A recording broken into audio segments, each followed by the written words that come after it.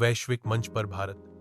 PM Modi की 8 दिवसीय 5 राष्ट्र कूटनीतिक मैराथन 2 जुलाई से 9 जुलाई 2025 तक प्रधानमंत्री नरेंद्र मोदी ने 5 देशों घ की एक प्रभावशाली कूटनीतिक यात्रा शुरू की। अना, त्रिनिदाद और टोबैगो, अर्जेंटीना, ब्राजील और नामीबिया। इस 8 दिवसीय दौरे का उद्देश्य भारत की वैश्विक साझेदारी को मजबूत करना, महत्वपूर्ण खनिज संसाधनों को सुरक्षित करना, डिजिटल नवाचार का विस्तार करना और जोर देना था। भारत की ग्लोबल साउथ राष्ट्रों के बीच नेतृत्व।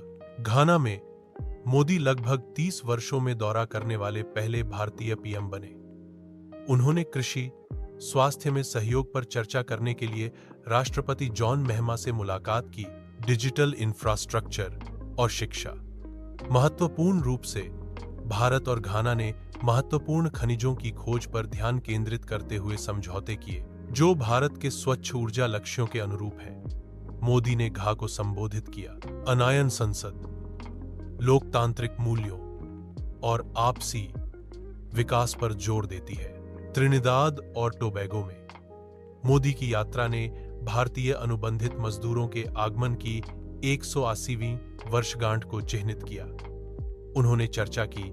राष्ट्रपति क्रिस्टीन कांगालू और प्रधानमंत्री कमला प्रसाद बिसेसर के साथ बैठकें हुईं। विषयों में नवीकरणीय ऊर्जा, फार्मास्यूटिकल्स और डिजिटल वित्त शामिल थे। एक प्रमुख आकर्षण भारत का परिचय था। SUPI, unified payments interface, digital समावेशिता को बढ़ावा देना।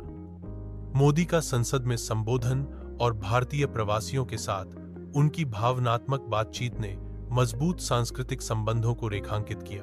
मोदी ने अर्जेंटीना का दौरा किया, जो 5 दशकों में ऐसा करने वाले पहले भारतीय पीएम बने। अर्जेंटीना लिथियम और तांबे से समृद्ध है। दोनों नेताओं ने खनन, स्वच्छ ऊर्जा और तकनीकी में सहयोग पर ध्यान केंद्रित किया।